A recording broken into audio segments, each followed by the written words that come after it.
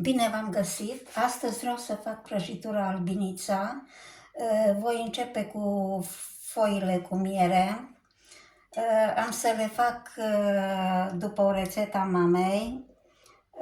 Nu o să respect rețeta clasică. Cea clasică este prin încălzirea tuturor ingredientelor până aproape de fierbere. Aici le fac toate la rece. Voi începe cu adăugarea ingredientelor. Pun 200 de grame de miere de albine. Ar trebui 70 de grame de zahăr, dar voi înlocui zahărul cu eritritol, care are indice glicemic 0 și se folosește frecvent pentru deserturi.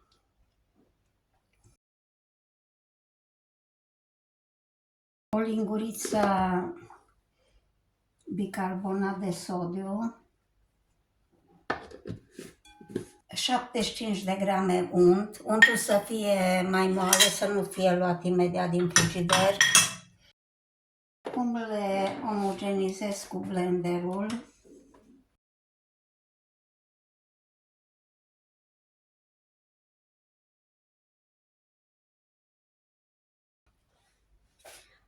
Adaug 5 ouă.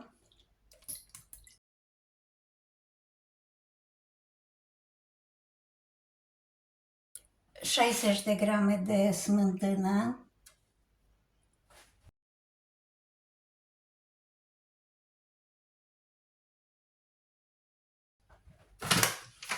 Încep să adaug făină.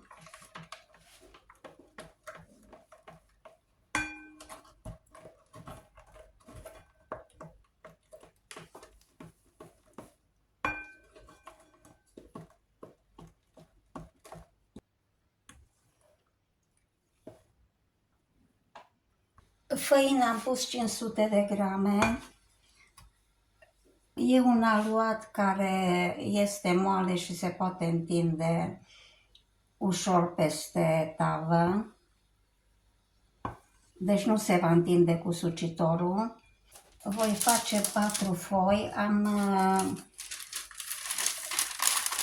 făcut o foaie la dimensiunile tăvii pe care o să coc.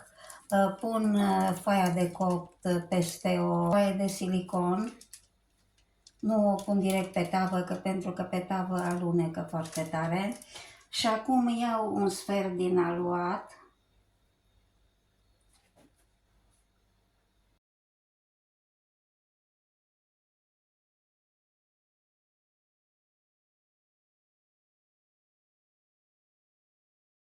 Trag foaia pe tavă.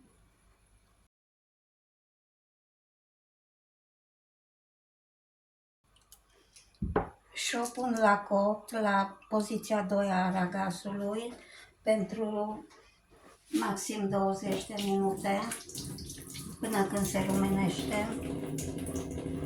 Am scos prima tavă.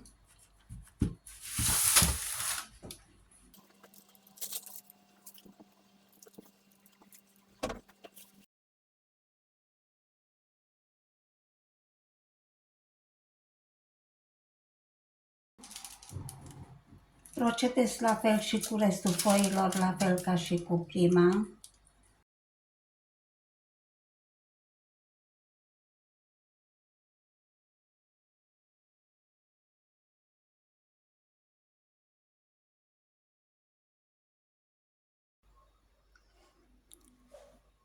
Am să fac crema pentru umplut foile de miere, pentru prăjitura albinița.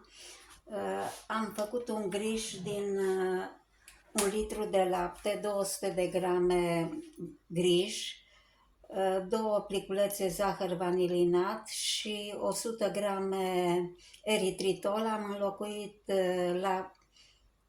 înlocuit zahărul cu eritritol pentru a conferi un indice glicemic mai mic produsului. Amestec grișul cu 200 de grame de unt. N-am frecat untul separat pentru că merge foarte bine așa, l-am lăsat să se înnoaie.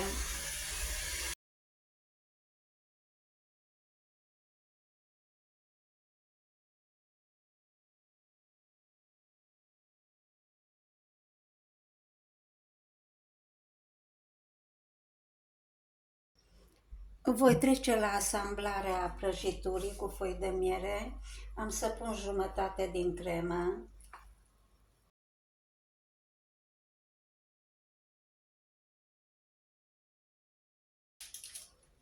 Pun foaia a doua.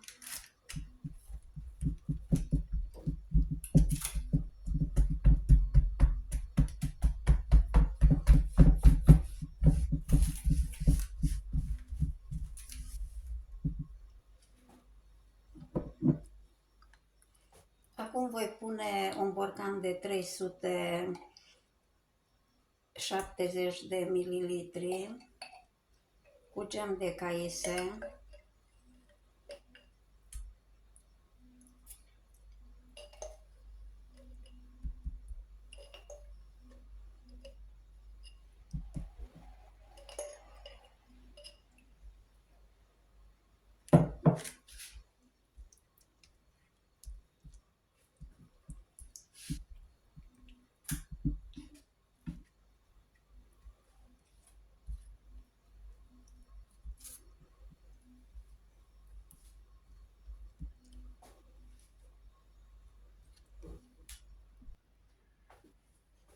Pun foaia a treia peste gem.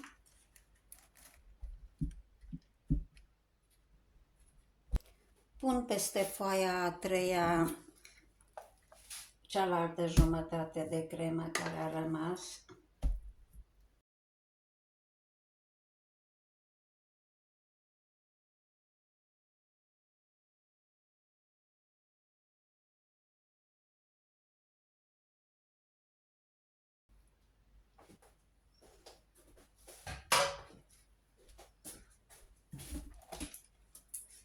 Pun ultima foaie. O să o acopăr cu